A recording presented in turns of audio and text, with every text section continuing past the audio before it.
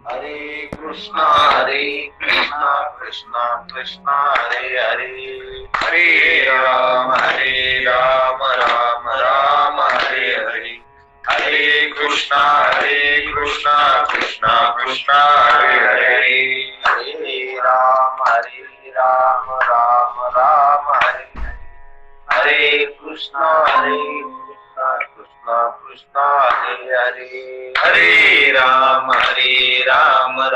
राम हरे हरे, हरे कृष्णा कृष्णा कृष्णा हरे हरे, हरे राम राम हरे हरे, हरे कृष्णा कृष्णा कृष्णा हरे हरे, हरे राम राम हरे हरे, हरे कृष्णा कृष्णा कृष्णा हरे हरे, हरे राम राम हरे हरे, हरे कृष्णा कृष्णा कृष्णा हरे हरे, हरे राम राम हरे हरे, हरे कृष्णा कृष्णा कृष्णा हरे हरे, हरे राम राम हरे हरे, हरे कृष्णा कृष्णा कृष्णा हरे हरे, हरे राम राम हरे हरे,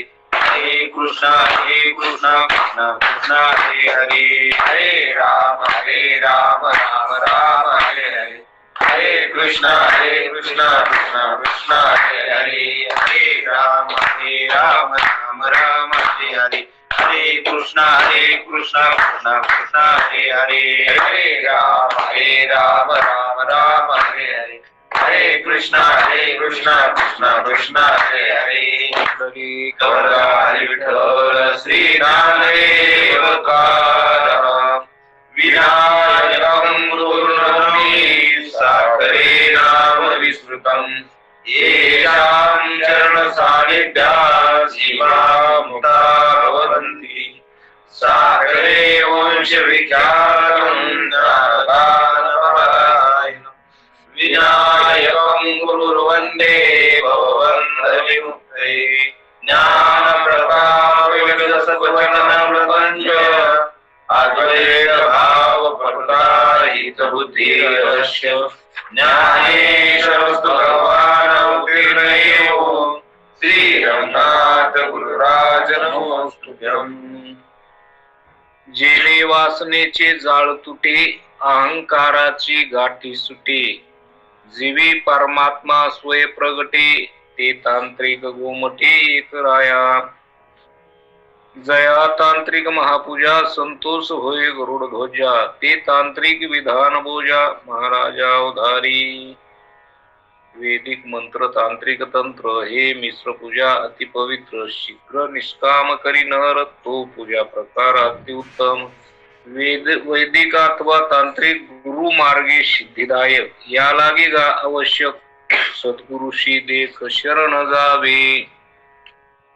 प्रस्तुत सेवेकरिता घेतलेला ग्रंथ शांती ब्रह्म श्री संत एकनाथ महाराज यांचा हा श्रीमद भागवतावरील 11व्या स्कंदावरील केलेली टीका, म्हणजे श्री एकनाथी भागवत, आणि एकनाथी भागवतात 3ऱ्या अध्यायात आपण चिंतन करत आहोत की महाराज आपल्याला सांगतात की राजा जनक हा नवनारायणापुढे प्रश्न विचारतो आणि त्याच्यामध्ये की या कर्मबंधनातून आम्ही कसे अलिप्त होऊ असा प्रश्न विचारलेला आहे, आणि त्याचं उत्तर पिप्पलायन नावाचे नारायण देत आहेत. त्याच्यावर आपण 2-3 प्रवचन 2-4 प्रवचन जवळपास झालेले आहेत. आणि म्हणून या कर्मबंधनातून आपण कसे सुटलो पाहिजे, कारण कर्मबंधन हेच जन्माला कारण आहे. कर्मबंधन जन्माला कारण आहे. आणि शरीर म्हणलं की कर्म आलंच, आहे का नाही? कोणतं शरीर? हे मनुष्य देह. इतर देहात कर्म होत नाही, ते या देहात केलेलं कर्म भोगायच्या भोगभूमी आहेत त्या. ते शरीर इथं केलेल्या कर्माचा परिणाम दुःख भोगण्याकरता ते शरीर आहे. 84 लक्ष येऊन इथं येऊन तुम्ही भजन नाही केलं, इथं येऊन परमार्थ नाही केला, तर मग इथं येऊन तुम्ही संसार केला. म्हणून संसार हा देहाला धरून केला जातो, देहाला मी म्हणून केला जातो. तर तुम्ही देह का परमात्मा आहेत? संताच्या संगतीत बसल्यावर कळत असतं की आपण देह आहेत का परमात्मा आहेत. आपण परमात्मा आहेत, शरीर आपण नाहीत. शरीराहून वेगळे, शरीराला जाणणारे, शरीराची आपण साक्षी दृष्टी आहेत, असं आपल्याला अनेक प्रकारे संत सांगत असतात. आपण ते लक्षात घेतलं पाहिजे. लक्षात न घेता जर आपण संसारच करीत बसलो तर खरा मानून करायला लागलो, सुख मानून करायला लागलो, तर तो संसार सुख नाही, ते दुःख आहे. संसार कसा आहे? दुःख रूप आहे. पण आपल्याला वाटतं त्याच्यात सुख, त्याच्यातूनच मला काय भेटल? सुख भेटल. सुख सगळ्या जीवाला पाहिजे, पण सुख कुठे आहे? हे सुख भेटण्याचं जे जागा आहे, जिथं सुख आहे तिथं आपण जात नाही. जिथं सुख आहे तिथं जात नाही. आणि जिथं सुख नाही, जिथं दुःख आहे तिथं सुख पाहायला पाहिजे. कशाला? जिथं दुःख आहे तिथं सुखाची अपेक्षा करा. सुखाची अपेक्षा दुःखात करून काय उपयोगी का? दुःखच भेटन का सुख भेटन? दुःखच भेटन. मग आपण संसारात सुखाची अपेक्षा करतो. संसार तो पाहिला तर संसार दुःखमुळं चहूकडे विश्रांती नाही कोठे रात्रंदिवस तळ, आहे का नाही? संसार म्हणजे दुःखाचं स्वरूप आहे. संसार दुःखाचं स्वरूप आहे ना. आपण संसारात सुख साधाय. आणि म्हणून हे संसारात आपण जे कर्म करतो, तो कर्म देहाला मी म्हणून करतो. देहाला मी म्हणून करतो. आणि मग हेच कर्म बंधन करतो. हेच कर्म काय करतं? बंधन करतं. याच कर्माच्या बंधनानं जीव अनेक जन्म मरणाच्या भोवऱ्यात पडतो, सापडतो. 84 लक्ष योनीमध्ये जाऊ जाऊ जन्म मरण भोगतो. अनेक प्रकारचे दुःख, जन्माचं दुःख आहे, मरणाचं दुःख आहे, गर्भवासाचं दुःख आहे, मृत्यू समयीचं दुःख आहे, आणि त्याच्यानंतर त्रिविध तापाचं दुःख आहे. जोपर्यंत शरीर आहे तोपर्यंत त्रिविध तापाचं दुःख. शरीराला रोगराई, अनेक प्रकारचे रोग होतील. अनेक प्रकारचं तुम्हाला अचानक समजा असे काही आघात होतात, आहे का नाही? होतात. म्हणजे हे आदिदैविक दुःख, इतराकडून होणारं दुःख, आहे का नाही? हे आधी भौतिक दुःख. आणि आध्यात्मिक दुःख म्हणजे शरीरात रोगराई होणं, ताप येणं, डोकं दुखणं, मुळव्याध होणं, कॅन्सर होणं, हे सगळे आध्यात्मिक दुःख. मग हे किती प्रकारचे दुःख आहेत. शरीर म्हणलं की हे सगळे दुःख आले. शरीर म्हणलं की सगळे दुःख. हे सगळ्या दुःखाचं कारण काय? कारण इथं हे संसारात, इथं मनुष्य देहात येऊन आपण परमार्थ जर नाही केला, देव जर नाही जाणला, देव जर नाही ओळखला, आणि देहाला सत्य समजून ते मी नाही असं लक्षात घेतलं पाहिजे. पण असं आपण लक्षात घेत नाही. तर देहाला सत्य समजून जे कर्म करतो, तर ते कर्म ते दुःखाला कारण, ते बंधाला कारण आहे. मग या कर्माच्या बंधनातून आम्ही कसे मुक्त होऊ, असा प्रश्न राजा जनकाने विचारला. कारण कर्म बंधन हेच दुःखाला काय कारण आहे. मग ह्या कर्मबंधनातून आम्ही मुक्त झालो पाहिजे, ह्या कर्मबंधनातून आम्ही सुटलो पाहिजे. त्याच्यासाठी आम्हाला उपाय सांगा महाराज. आणि म्हणून त्यांनी सांगितलं की कर्म म्हणजे काय? कर्म म्हणजे मन, बुद्धी, देह, इंद्रियाकडून होणाऱ्या ज्या क्रिया आहेत त्याला कर्म म्हणतात. त्याला काय म्हणतात? कर्म म्हणायचं. त्याच्यात त्यांनी 3 प्रकार सांगितले. एक विकर्म, विहित कर्म, आणि निषिद्ध कर्म. 2 प्रकारचे, चांगलं किंवा वाईट. आपण जर कर्म करीत असतो तर ते 2 प्रकारचं, म्हणजे विहित होतं किंवा निषिद्ध होत. आहे का नाही? निषिद्ध कर्म झालं तर पाप होत. विहित केलं तर मन निर्मळ होईल.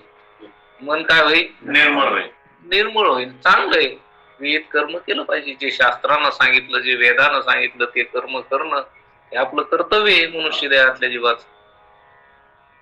आणि त्याच्या व्यतिरिक्त केलं, जे सांगितलं नाही शास्त्राने, जे सांगितलं नाही ते करावा. चोरी शास्त्राने वेदाने सांगितली का चोरी करा म्हणून? आपण चोरी करू लागलो. आपण अनेक प्रकारचे 5 महापाप सांगितले, ते असे जर आपण करू लागलो तर ते शास्त्रबाह्य, ते नियमबाह्य, मग ते जर केलं तर त्याचं पाप होत. मग एक निषिद्ध कर्म आहे ते. आणि विहित म्हणजे जे शास्त्रानं सांगितलं ते. मग विहित निषिद्ध कर्म याला म्हणायचं विकर्म. याला काय म्हणायचं? इथं 3 नाव सांगितले, कर्म, विकर्म आणि अकर्म. आणि या सगळ्या कर्मातून पुन्हा मी करता नाही याच्यातून अलिप्त होणं याला म्हणायचं अकर्म. याला काय म्हणायचं? अकर्म म्हणजे मी कर्मबंधन माझ्या ठिकाणी नाही, कारण मी करताच नाही. ज्याला असं लक्षात आलं की मी काय नाही करता नाही म्हणजे त्याला म्हणायचं अकर्म. आता ते कर्म झालं तरी अंगाला लागत नाही, याला म्हणायचं अकर्म. आणि म्हणून आता इतकं चिंतन आपण ऐकलं होतं, आहे की नाही, मागच्या प्रवचनात. आता इथे महाराज सांगतात की आम्ही जितेंद्रिय म्हणवीत म्हणून नाचरे जो वेदोक्त त्याशी नातुडे गा परमार्थ अति अनर्थांगी वाजे. की आम्ही इंद्रिय जिंकलेले आहेत, आम्हाला कर्म करण्याची गरज काय, असे जे लोक म्हणतात आणि वेद विहित कर्म करीत नाहीत त्यांना मोक्ष प्राप्त होत नाही. काही काही लोक म्हणजे की ज्यांनी मन जिंकलेलं नाही, इंद्रिय जिंकलेले नाही,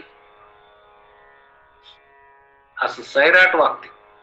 आणि तसं वागून सुद्धा पुन्हा काय म्हणतात की आम्हाला कर्म करण्याची गरज काय, आम्हाला म्हणजे कर्म म्हणजे वेद कर्म करण्याची काय गरज काय, असे जे लोक म्हणतात आणि वेद विहित कर्म करीत नाहीत त्यांना मोक्ष प्राप्त होत. वेद विहित कर्म म्हणजे जे वेदानं कर्म सांगितलं. मनुष्य देहात आलोत ना आपण, तर मग आपण काय करावं काय नाही न करावं, आहे का नाही, हे वेदानं सांगितलेलं आहे. वेदानं सांगितलेलं तर वेदाचं ऐकावा. पहिली पायरी आपण वेदाचं ऐकलं पाहिजे. वेदाने सांगितलं तसं मनुष्य देहात आलोत म्हणजे आपण वेदाने सांगितल्यानुसार आपण वागलं पाहिजे, तसं कर्म केलं पाहिजे. कोणी इथं सांगितलं होतं की वेद हा यज्ञाधिक कर्माचे स्वर्गफळ सांगतो. हे एक काम्य कर्म सांगितलं. काय सांगितलं? काम्य कर्म. आणि एक निष्काम कर्म. एक काय सांगितलं? निष्काम. आणि एक अकर्म. एक काय? अकर्म. आता मोक्ष प्राप्तीसाठी डायरेक्ट तुम्हाला मोक्ष प्राप्तीसाठी उपाय सांगायला पाहिजे होता वेदाने. असं काय एक प्रश्न निर्माण केला. वेदानं सांगितलं ना कर्म, तर वेदानं डायरेक्ट असं काही न सांगता डायरेक्ट मोक्ष प्राप्तीचा मार्ग सांगायचा असता. मोक्ष कशाने प्राप्त होईल, हे कर्म काय मधात घातली बांधलं, कशाला कर्म सांगितलं वेदानं. पण कोणताही मनुष्य जन्माला आला तर तो आपल्याला जसं आवडन, आपल्या मनाला जसं पटन तसं वागायला सुरुवात करतो. त्याला जसं सुख होण्याची शक्यता वाटते तशा हिशोबाने तो काय करतो, वागायला सुरुवात करतो. मग तो विहित कर्म असू की निषिद्ध असू ते काही पाहत नाही, आहे का नाही. आपल्या स्वार्थापुढं पाप झालंय का पुण्य झालंय आपण पाहतो का? नाही ना पाहत. हे जे शास्त्रानुसार वागणारे, जे संतांच्या संगतीत आलेले ते सोडून द्या, पण बाकीचे जे लोक आहेत ते आपल्या स्वार्थापुढे काय पाप गी पाहतात का? पाप झालंय म्हणून ही गोष्ट करण्यासारखी नाही, आपण ही गोष्ट करू नाही असं म्हणतो का तू? नाही, त्याच्या स्वार्थाकरता तो हे काही पाहत नाही. म्हणून पाप करणं, पाप जे करते त्याच्या करता काम्य कर्म सांगितलं. कशा करता? वेदानं काम्य कर्म सांगितलं म्हणजे काम्य कर्म म्हणजे स्वर्गाचे काम्य कर्म केल्याने स्वर्ग प्राप्त होतो. काम्य कर्म म्हणजे इच्छा धरून केलेलं कर्म, जसं यज्ञाधिक कर्म आणखीन काही अशी कर्म आहेत की जे केले असता स्वर्ग भेटतो. काय भेटतो? स्वर्गात राहायला भेटतो, स्वर्गात अमृत प्यायला भेटतं. तिथं कल्पतरूची वृक्ष येत, चिंतामणच्या सारख्या, कामधेनू सारख्या गायीचे खिल्लार येत, आहे का नाही? आणि तिथं अमृत प्यायला आहे. ब्रह्मा उर्वशी यांच्या सारख्या तिथं स्त्रिया आहेत. तिथं कोणता शरीर, दिव्य शरीर आहेत. तिथं काय असं होतो का? तिथं काही नाही. असे मग इथं राहण्यापेक्षा तिथं राहायला जर भेटलं तर किती चांगलं आहे. आपल्याला नाही का इथं समजा आपल्याला गावाकडं काय तिकडं संभाजीनगरला जाऊन, नाही तर मुंबईला, नाही पुण्याला जाऊन कोणाचा आवाज चालू आहे तो बंद करा. उद्याचा सगळा केसर जात आणि बरं आवाज येतोय का? तू बघितली का शांताबाईची बातमी? कोणाचा आवाज चालू आहे तो बंद करा. फोटो बघितला किती वेळ पुण्याची पुरवणी वेगळी आहे. माईक बंद करा. बंद करा, नाही तर मी प्रवचन बंद करून टाकेन. अडथळा करू नका. यायला सांगा कोणीतरी.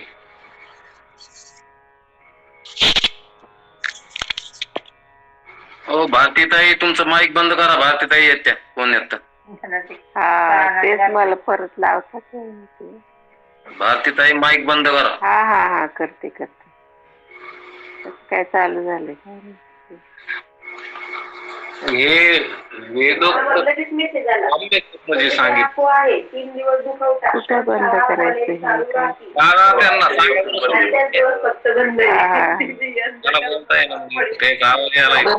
अरे बडबड करू नका, ऐका जरा. प्रवचन चाललंय ताई. प्रवचनामध्ये मध्येच काय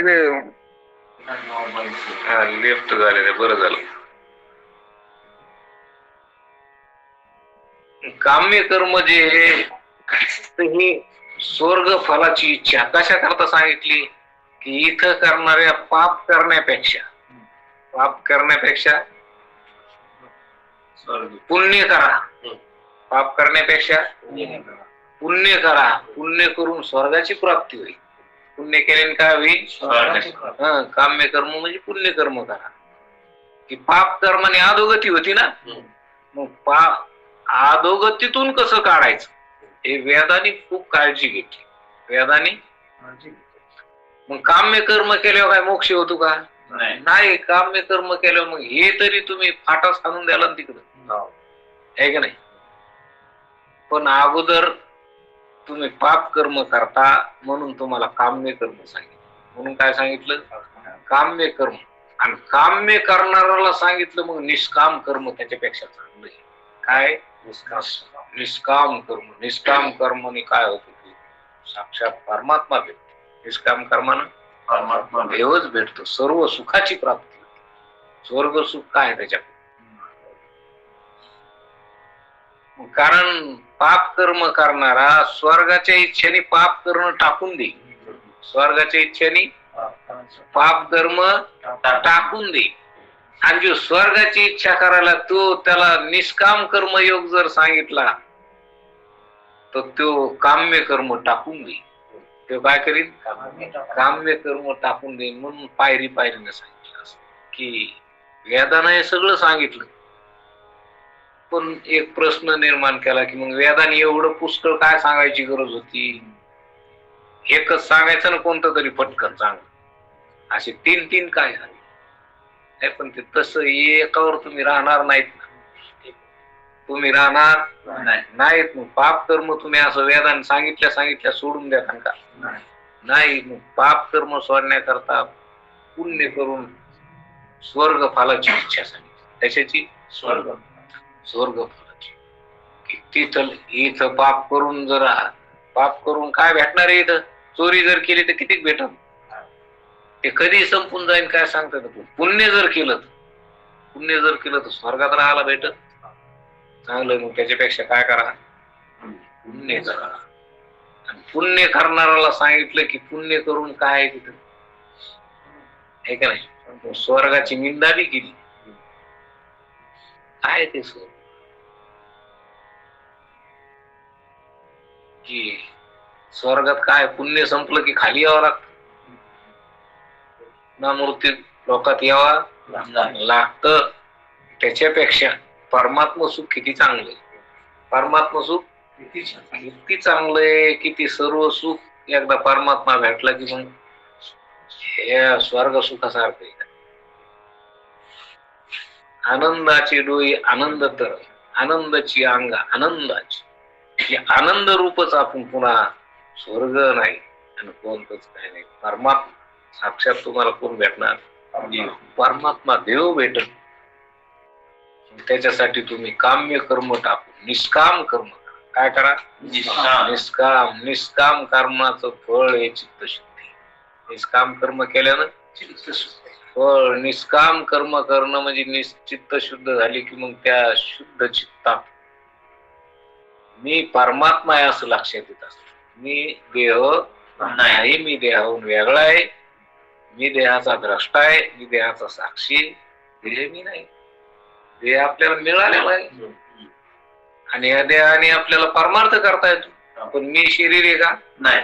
नाही. असं निर्मळ मन झाल्यावर कळत आणि असं कळल्यावर तो ज्याला असं कळालं मी परमात्मा आहे मी शरीर नाही आणि मग तो ज्याला असं कळालं तो निष्कर्म योगी होतो. तो काय होतो. निष्कर्म योगी. म्हणून त्यांनी केलेलं कर्म होत नाही. त्याला कर्तेपणा त्याच्या अंगाला लागत नाही. तो निष्कर्म होतो.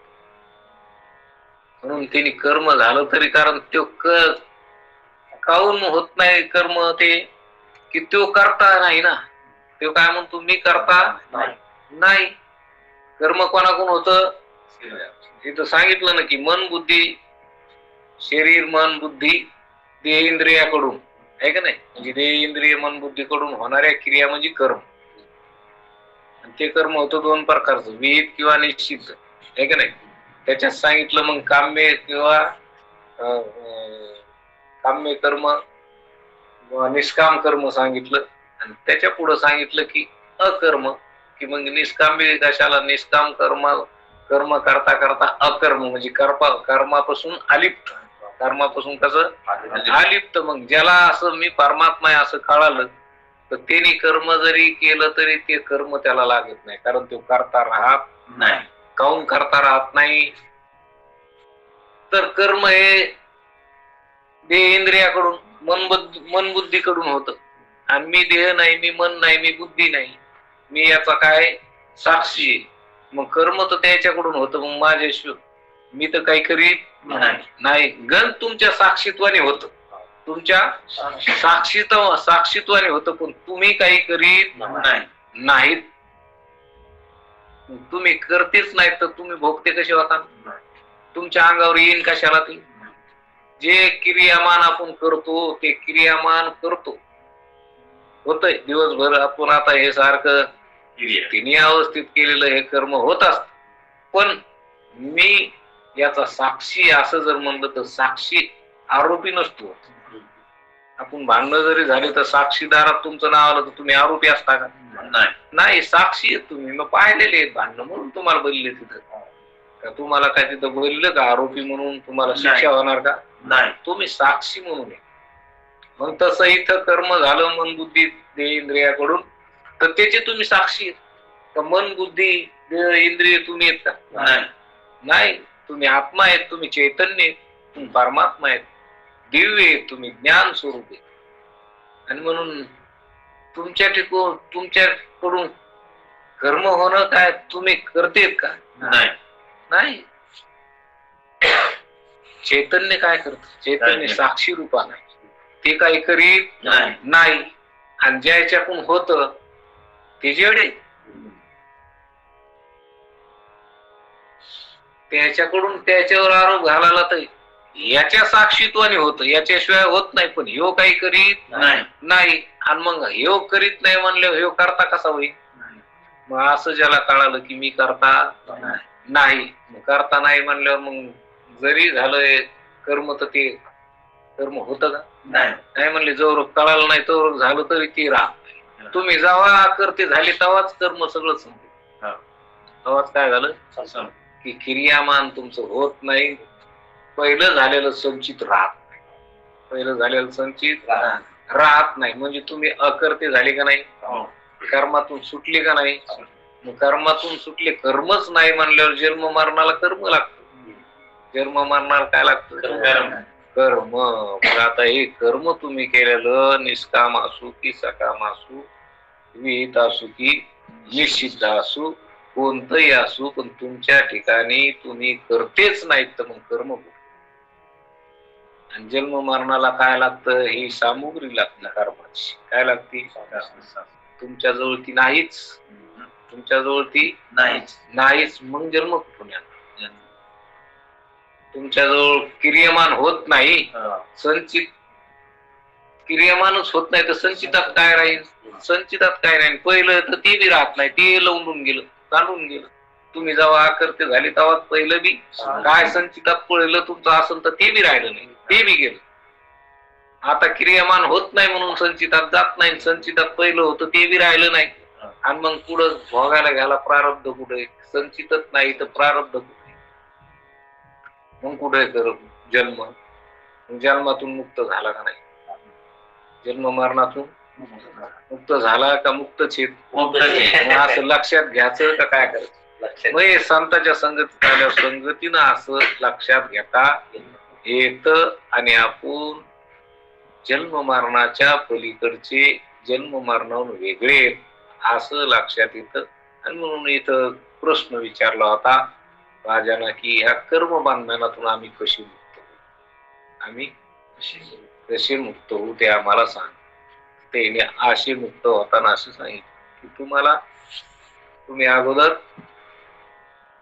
तुम्ही आता निष्काम कर्म करा. अगोदर सकाम कर्म सांगितलं कारण पाप कर्म करू नये म्हणून.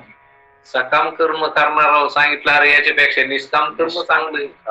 पाप कर्म करणाऱ्याला काय सांगितलं? सकाम कर्म जर केलं तर लय चांगलंय. लालूच आहे का नाही? कारण हे टाकण्याकरता वेदानं, वेद म्हणजे आपला मायबाप आहे. काय मायबाप? ते आपली काळजी घेतो, काळजी घेतो. मग ते लेकराला सांगतो. लेकर जर लय चॉकलेट खाल्लं ना तर मग बाप त्याला म्हणतो अरे याच्यापेक्षा दुसरं एखादं पौष्टिक काय असलं तर ते लय चांगलंय म्हणतो, हे खाऊ नये, हिनं रोग होतो. दुसरं काहीतरी चांगलं, दुसरं पौष्टिक काहीतरी खाण्याकरता दाखविणार, काहीतरी दुसरी वेगळी काही, किंवा त्याला रोगाची भीती दाखविणार, दुसरं काही खायला देणार ते चांगलं आहे म्हणून सांगिणार, आहे की नाही? तसा वेद आपल्याला सांगतो अरे पाप कर्म करशील तर दुःख भोगशील, त्याच्यापेक्षा सकाम कर्म जर, कारण पाप टाकीत नाही ना माणूस, पण सकाम कर्म बी वेदात सांगितलं की पुण्य कर्म करून. आता बघा ना, आपण समजा गरिबीतले श्रीमंत जर झालो तर श्रीमंत झालो तर त्या श्रीमंताला पुन्हा वाटतं आपण आमदार व्हावं, खासदार व्हावं, श्रीमंत व्हावं, म्हणजे वाढत जावं वाटतं का कमी व्हावं वाटते? वाढत जावं वाटतं, वाढत जावं वाटते ना. मग जसा जसा तो वाढत जाईल श्रीमंती, त्याला भोग प्राप्तीची इच्छा आहे. कशाची? भोग प्राप्तीची. आपल्याला श्रीमंत व्हावं वाटतं, त्या अर्थी श्रीमंतीचा अर्थ काय? की जास्त भोग प्राप्त व्हावा तर ते मला भोगायला भेटावं. भोग प्राप्तीचाच विषय आहे ना श्रीमंत होणं म्हणजे काय? भोग प्राप्तीचा विषय, की भोग मला जास्त भोगायला मिळावा. म्हणून मग वेदानं सांगितलं याला भोगाची आसक्ती आहे ना. अरे मग इथले भोग काय भोगतो? हा, इथले काय आहे असं सांग. इथले काय आहे? घर पडके घरण, हे शरीर काय, मिल्क शरीरण, हे सगळे शरीर कशी शरीर. अरे मग भोग भोगायचे तर दिव्य भोग बाबा. कोणते? दिव्य. दिव्य स्वर्गातलं शरीर पहा, तिथं भोग नाही, तिथं काही दुखणं नाही, काय नाही, दिव्य शरीर. आणि तिथले दिव्य भोग आहेत. हे भोग भोगणारा, हे भोग भोगण्यापेक्षा ते भोग नाही. श्रीमंत माणसाला स्वर्गाला जावं वाटतं का काय करावं वाटतं? स्वर्गाला जावं वाटतं. श्रीमंत माणसं जे मोठमोठाले कार्यक्रम करतात, किंवा आता बरेच लोक तालुक्याच्या ठिकाणी मोठाले सुट्टी करतात, एक एक जण करतो. मग तो सप्ताह करतो तर 7 दिवस सप्ताहात भजन करतो का तो? नाही 7 दिवसात तो तिथं पोथी ऐकतो का? नाही हा, पैसे त्याजवळ ते करतो पुण्य व्हावा म्हणून काही काही कार्यक्रम करीत राहते. कशाच्या लालसेनं? पुण्य करणं. हो, पण बरं आहे ना ते. दुसरं काही पापाचे कुटाने करूस तर ते बरं आहे. म्हणजे पाप कर्म करण्यापेक्षा काम्य कर्म करणं चांगलं आहे. हे वेदांना सिरियलनं काढून सांगितलं की बाबा अधोगतीला जाण्यापेक्षा काम्य कर्म करू द्या, स्वर्गाला जाण्याचा. आणि मग त्याला सांगायचं हे करण्यापेक्षा तुम्ही निष्काम कर्म जर केलं तर मुक्त होता, परमात्मा प्राप्ती होईल. मग त्याला सांगितलं जर असली काही थोडं जाग्यावर त्याची बुद्धी आलेली असली तर ती लगेच मग टच होती तिकडे की ते बी टाकून देते. काम्य कर्म बी चांगलं नाही, स्वर्गाला जाण्यापेक्षा मुक्त होणं चांगलं आहे. आणि म्हणून त्याला मग मुक्त होण्याची लालूच जर दाखवली कोणी तर त्याला मुक्त होणं आवडतं, मग स्वर्गाला जाणं आवडतं का? म्हणून असं अधोगतीतून पाप कर्मातून काढणं, काम्य कर्मावर आणणं आणि पुन्हा काम्य कर्म करून अकर्म होण्याकरता. कसं होण्याकरता? अकर्म म्हणजे की ज्याला कर्मबंधनच राहत नाही असं काम्य कर्म बी टाकून त्याला वाटतं की मी अकर्ता व्हावा. कसा व्हावा? आता अकर्ता. कर्म माझ्या अंगाला लागू नये, कर्म दुःखाला कारण आहे असं पुढं पुढं ऐकल्यावर जसं जसं मन निर्मळ होईल तसं तसं हे कळत असतं. आणि मग मन निर्मळ एकदा झालं आणि मग काम्य कर्माची बी इच्छा राहिली नाही. आता कशाची इच्छा राहिली? आता कर्मातूनच मुक्त होण्याची इच्छा राहिली. आता हे बी चांगलं आहे, कर्मातून मुक्त व्हायचं. असं जर मुक्त झालं तर मग जन्म राहत नाही. कर्मच नाही म्हणल्यावर जन्म नाही, हे वेदांना असं सांगितलं. म्हणून इथं पण आता याच्यासाठी काय करावं लागतं म्हणले की वेदानं जे सांगितलं वेदाचं ऐकलं पाहिजे, वेदाचं ऐकलं पाहिजे, वेदाचं ऐकून चाललं पाहिजे. म्हणून इथं सांगतात की आम्ही इंद्रिय जिंकलेली आहेत, आम्हाला कर्म करण्याची गरज काय असे काही लोक म्हणतात आणि ते वेद विहित कर्म करीत नाहीत. काही लोक वेद विहित कर्म करीत नाहीत म्हणजे वेदानं सांगितलेलं ऐकत, जसं वेदाने सांगितलं तसं वागावं. वेदाने सांगितलेलं कर्म म्हणजे आपण जीवनात कसं वागावं हे शास्त्र सांगतं. शास्त्राप्रमाणे का आपल्या मताप्रमाणे? आपल्याला आवडून तसं का? नाही, आपल्याला आवडून तसं. म्हणून तर आपल्याला धर्म, नीती, न्याय आहे का नाही, कायदा कोणा करताय? आपल्या करता. मनुष्य करताय का ढोराय करताय? मनुष्य करताय. म्हणून हे शास्त्रानं वागणं, धर्मानं वागणं म्हणजे, कायद्यानं वागणं म्हणजे, नीतीनं वागणं म्हणजे हे शास्त्रानं वागण्याकरता कायदा, नीती, न्याय, धर्म सांगितलेला आहे का नाही? हे चालता धर्मपंथी जय माझी भक्ती होय सांगती, जय जोरात चिन्ह पडेल शीघ्र गती मध्ये पाहावे. जे धर्मपंथानं चालतात ते मला प्राप्त होतात असं परमात्मा म्हणतो. म्हणून आपल्याला धर्मपंथानं वागणं म्हणजे शास्त्रानं वागणं. शास्त्रानं जर वागलं तर आपण आपल्याकडून वाईट कर्म होणार नाही. वाईट कर्म नाही झालं म्हणजे पाप होणार नाही, अधोगतीला आपण जाणार नाहीत. म्हणून शास्त्र आपल्याला वागण्याकरता काय आपण कशाचा आधार घेतला पाहिजे? शास्त्राचा आधार घेतला पाहिजे. पण इथं महाराज सांगतात की आम्ही इंद्रिय जिंकलेली आहेत. काही काही लोक इंद्रिय निग्रह केला, काय केलं? आम्ही इंद्रिय जिंकलेली आहेत, मग आम्हाला काय की आम्हाला कर्म करण्याची गरज काय असे लोक म्हणतात आणि वेद विहित कर्म करीत नाहीत, त्यांना मोक्ष प्राप्त होतो. वेदानं सांगितलं तसं वागावंच लागतं. नाही तर आम्ही इंद्रिय जिंकले म्हणजे आम्ही विषयाच्या आरी जात नाहीत असं जर म्हणलं तर तसं होऊ शकत नाही. तो अहंकार आहे. तुम्ही इंद्रिय जिंकलेले जरी असले, मन बी जरी जिंकलेलं असलं तर तुम्ही वेदाच्या मार्गाने वेद सांगतो तसंच वागलं पाहिजे. शरीर हे मानल्यावर तसं वागलं पाहिजे. कारण आपण जसे वागतो तसं आपलं पाहून दुसरे सुद्धा. मग जरी मन इंद्रिय जिंकलेले असले एखाद्याने म्हणजे तो महात्मा आहे. मन जिंकणारा, इंद्रिय जिंकणारा काय महात्मा आहे. पण महात्मा आहे मग का तू कसा विवागन? काही काही इंद्रिय जिंकणारे समजा असं नाथ महाराज सांगतात की आम्हाला कर्म करण्याची काय गरज असे लोक म्हणतात आणि वेद कर्म करीत नाहीत त्यांना मोक्ष प्राप्त होत नाही. महाराज म्हणते त्याला मोक्ष प्राप्त होत नाही. हा अहंकार आहे त्याला. कारण त्याला खरं कळालंच नाही. इंद्रिय जिंकली म्हणतो तो इंद्रिय बी जिंकले नाही. म्हणून उलट त्याच्या अंगावर दुःखाचे आघात होतात. जरी एखादा शास्त्रज्ञ व व्यवहार चतुर झाला तरी वेद कर्माविषयी जो विन्मुख झाला तो स्वतःच्या शहाणपणानेच नागावला आणि दुःख सागरात बुडाला अशी जाणावी. म्हणून किती व्यवहार चतुर जरी झाला वेद कर्म करण्याविषयी तो जर विन्मुख झाला तर महाराज म्हणतात की त्याच्या स्वतःच्या शहाणपणानंच तो नागावा. स्वतःच्या शहाणपणानं आपण ते जरी इंद्रिय जिंकले असं जर म्हणणारा असला तरीही इंद्रिय जिंकणं तितकं सोपं नाही. त्याच्यापेक्षा इंद्रिय जिंकायची गरज नसते. मन जिंकायची, कारण इंद्रियाशी न दंडिता मनाचा मारू न करता येथे मोक्ष असे आहेत श्रवणा माझी. कारण इंद्रियाला तुम्ही बळच जर आवरून धरायचा प्रयत्न करला ते आवरत नाहीत. मनाला बळच आवरून धरलं तर ते आवरत नाही. त्याच्यापेक्षा देवाचं चिंतन ऐकावं आणि देवाचं चिंतन करावं. इंद्रिय आपण मग ती जर सवय लावली की इंद्रिय नादी लागतील देवाच्या. का त्याला बळच धरून आणलेली ऐकतील का? नाही.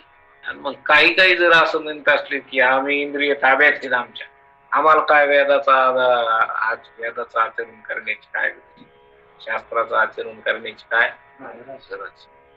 एकदा व्यासाचे शिष्य जैमिनी जे 6 शास्त्र त्याच्यापैकी पूर्वमीमांसा जैमिनीनं लिहिलेली आणि उत्तर मीमांसा म्हणजे वेदांत शास्त्र हे 6वं शास्त्र हे व्यासाचं. आणि व्यासाचे शिष्य जैमिनीनं एकदा श्लोक लिहित असताना की त्याने ते श्लोकात की विद्वानाला इंद्रिय आकर्षित करीत नाहीत. काय कारण इंद्रियाच्या विद्वान जर झाला एकदा तर विद्वान झाल्यावर त्याला इंद्रिय बेजार करीत नाहीत किंवा ते इंद्रियाच्या माग लागत जात. इंद्रिय म्हणजे तो श्लोक मला पाठवता पण आता लक्षात येईन माझ्या की तर ते व्यासाला सांगू लागले की श्लोक लिहिताना तिथं इंद्रिय अपिकर्षिती असं लिहिलं होत की आम्हाला इंद्रिय आवडतात. आम्हाला इंद्रिय विद्वान झाल्यामुळं काय होत नाही, इंद्रिय बेजार करीत नाही. पण व्यासाने सांगितलं अरे नाही तसं, इंद्रिय नापकर्षित इंद्रिय आवरत नाहीत अशा प्रकारचा तो श्लोक होता. तर त्याच्यात सांगितलं पण मग ते जैमिनीनं आपलंच सांगितलं की नाही नाही असं होऊ शकत. आपल्या श्रीगुरु पुढे तारा करावा का? नाही करावं. पण त्यांनी केली आणि ते म्हणले नाही असाच श्लोक लिहायचा. तर ते म्हणले ते शब्दच तसाच राहू दे. नंतर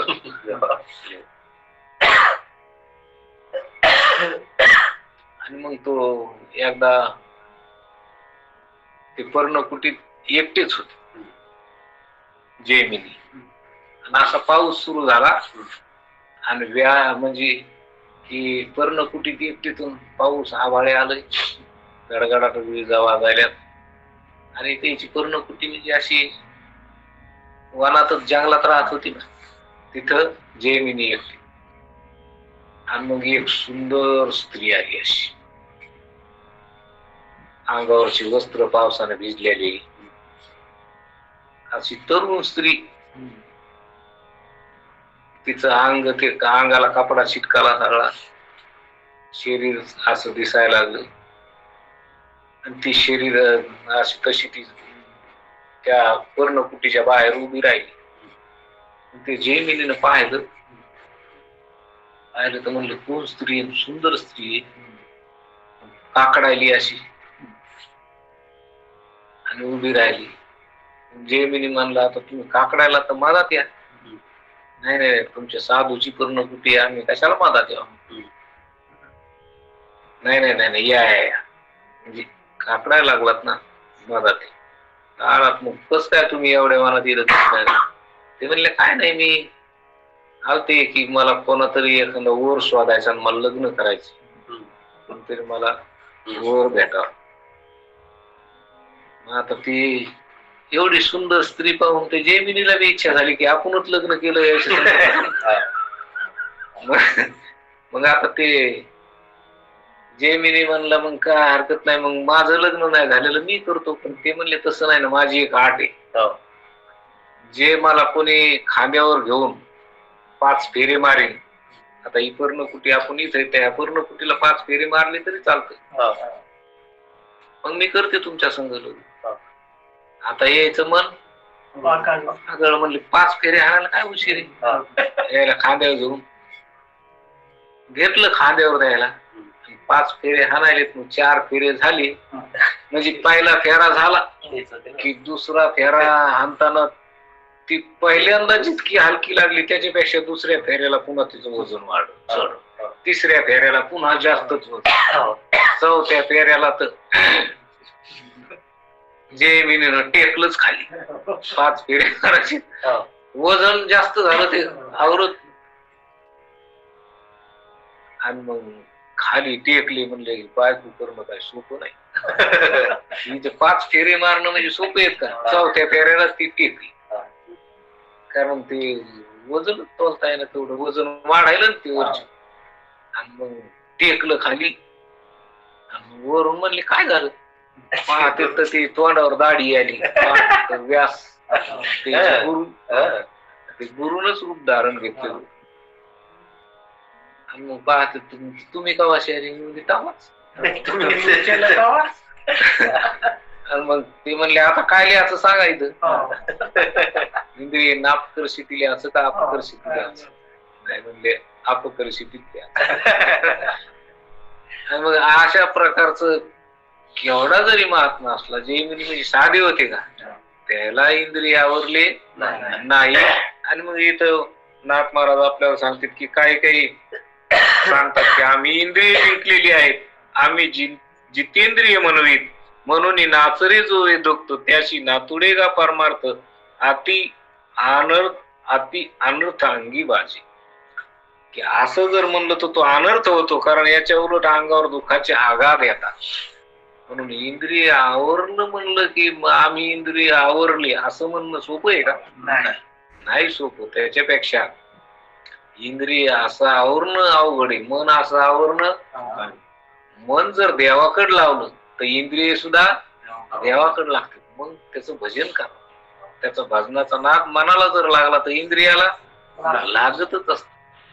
म्हणून अशी जरी इंद्रिय आवरली तर इंद्रिय आवरणं शक्य नाही. मग देवाचं भजन करायचं, चिंतन करायचं, वेदाचं शास्त्राचं काय करायचं, ऐकायचं.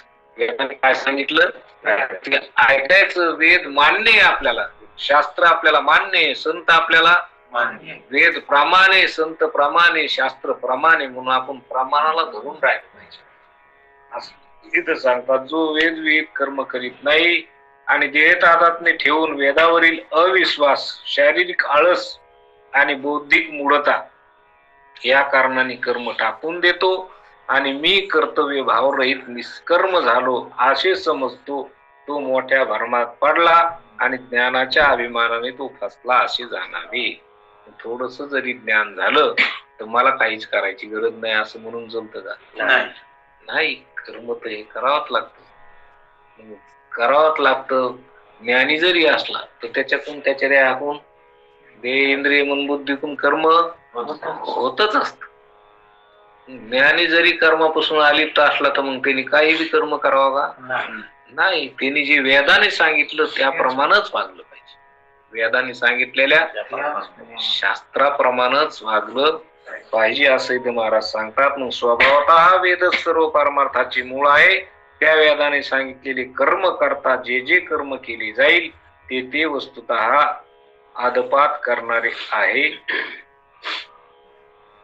स्वभावताच वेदच सर्व परमार्थाची मूळ आहे. त्या वेदाने सांगितलेले कर्म करता जे जे कर्म केले जाईल ते ते वस्तुतः आदपात करणारे आहे. वस्तुतः डोळे न पाहणारे आहेत.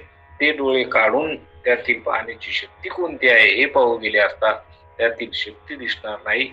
डोळ्याचा डोळसपणा जेथे राहत नाही तेथे इतर पदार्थांना कोण बघणार.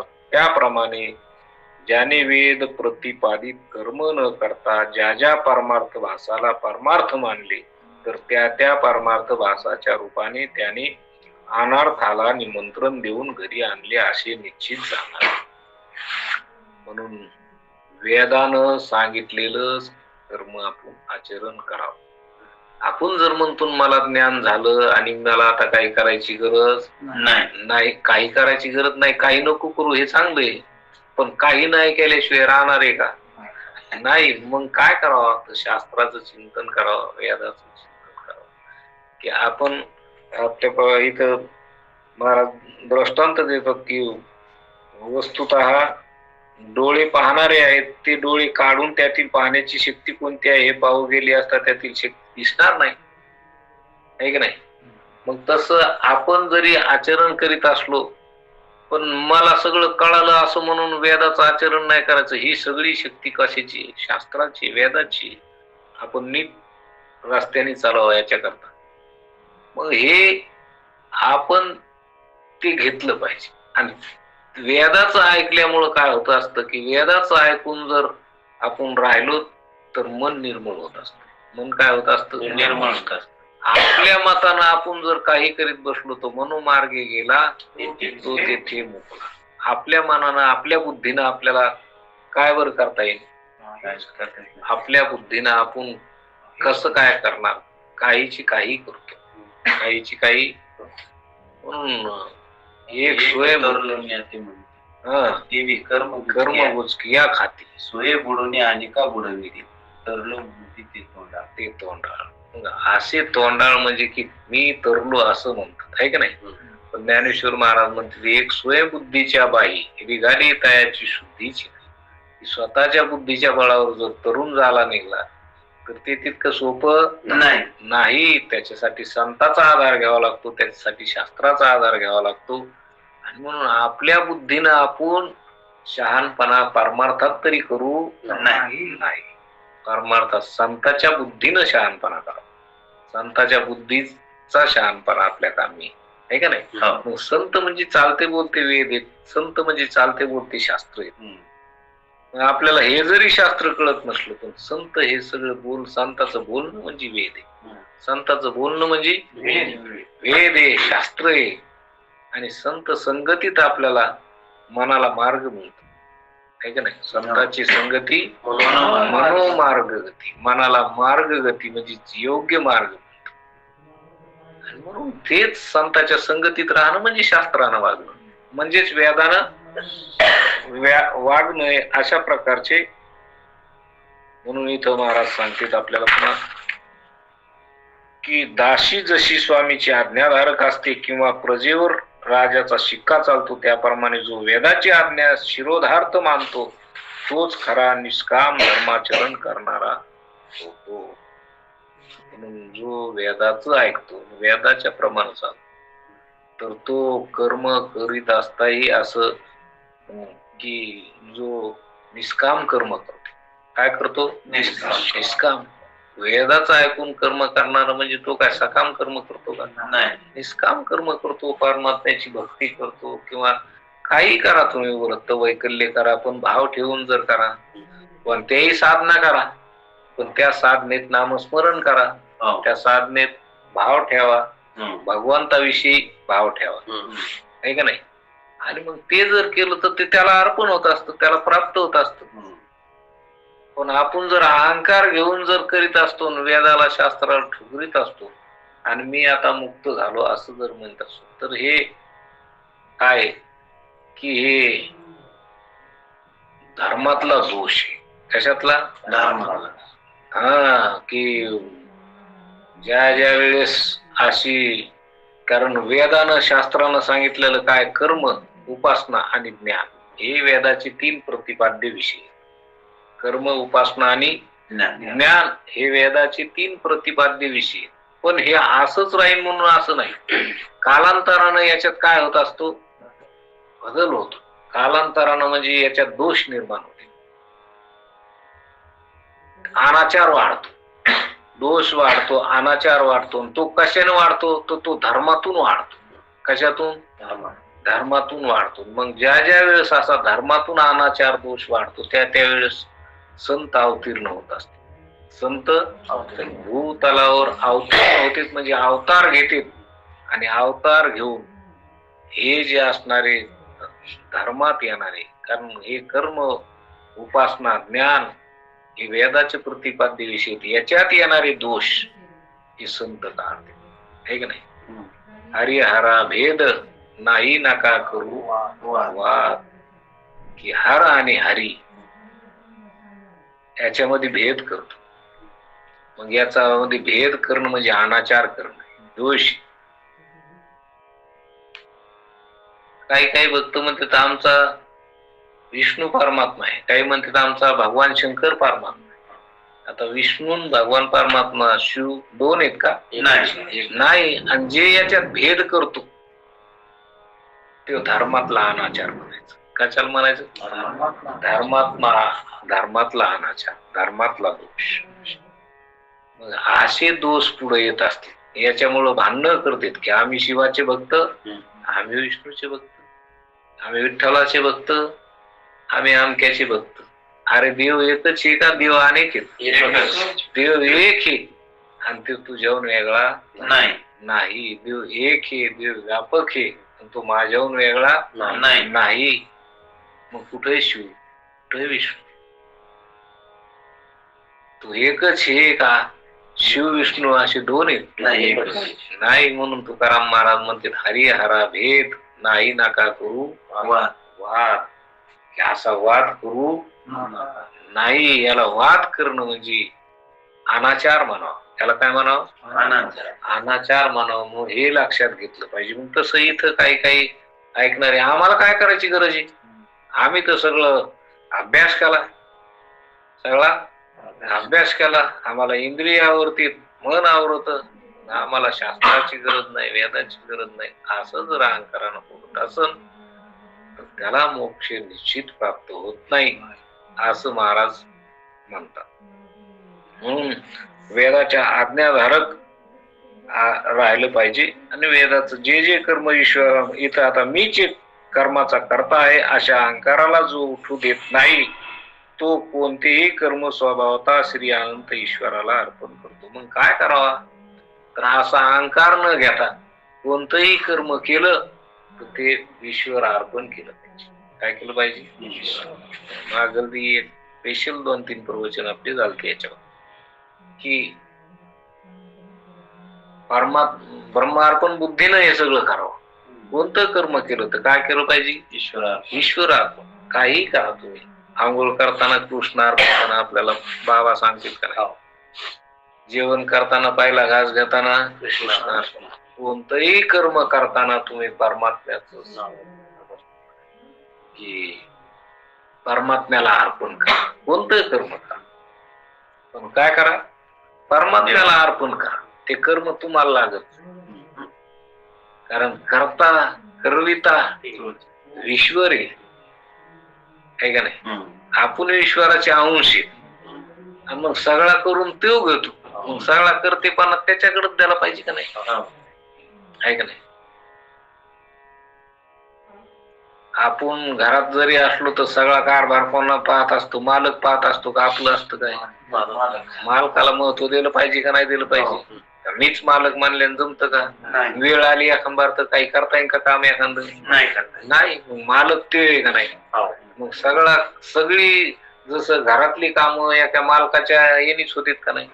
शेतातली कामं कोणाच्या नुसार होते? मालकाच्या आज्ञेनुसार. आज काय काम करायचं? गडी गाड्याच्या मानाने करतो का मालकाच्या मानाने? नाही तो म्हणला मी करायलो म्हणजे मी करायलो हो तू करायला, पण गड्या मालकाच्या आज्ञेने करायला का तू यास मनानं? नाही मालकाच्या आज्ञेशिवाय करताच येत नाही, आहे का नाही? तसं इथं आपण जे बी करतो तर हे कोणाच्या आज्ञेनं करतो? हो मालक आहे. मग हे करतेपणा सगळा त्याला अर्पण करून टाकावं का नाही?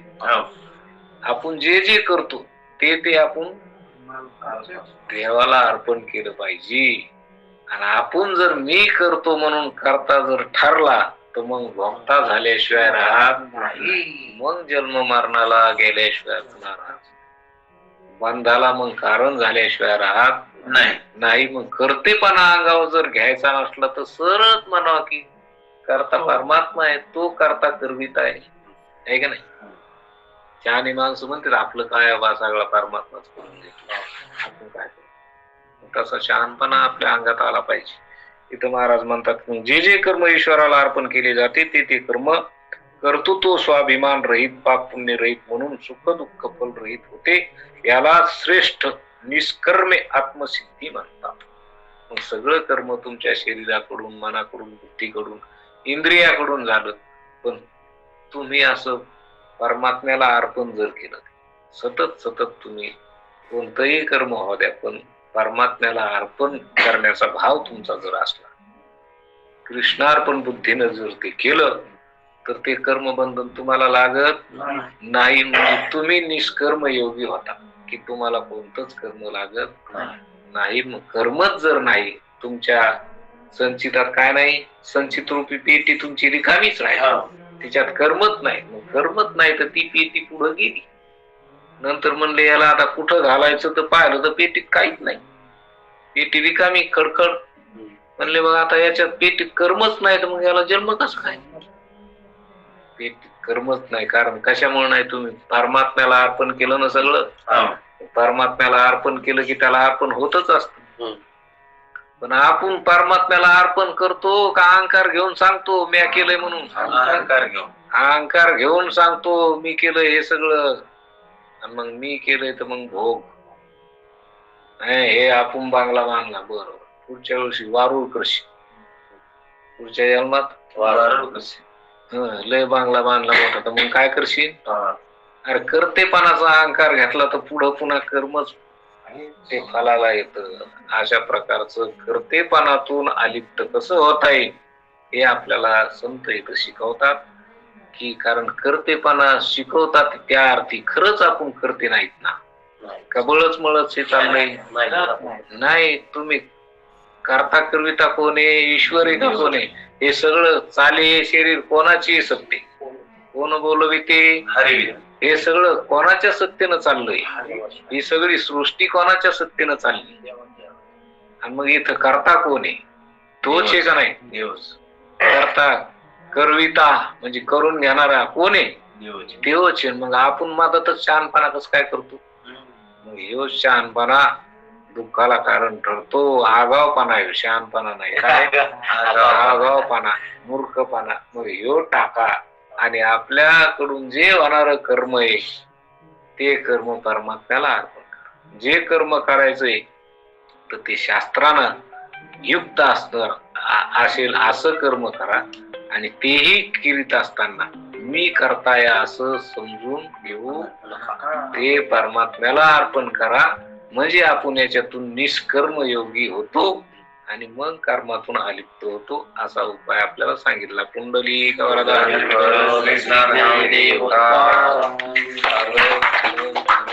आता विश्वात्मके देवे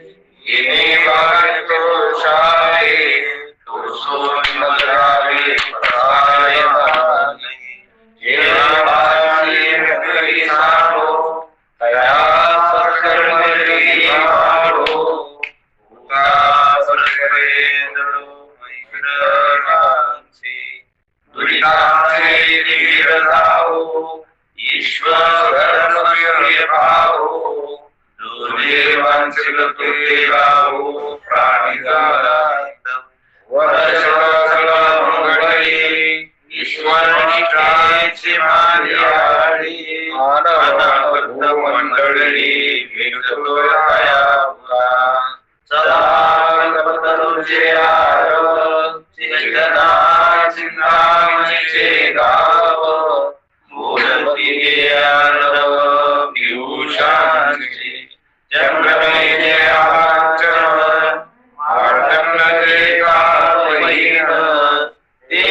सदाई सदा सज्जन सोये हो किंबहुना सर्व सुखी पूर्ण हो निरोगी वज्र पुरके अखंडित आणि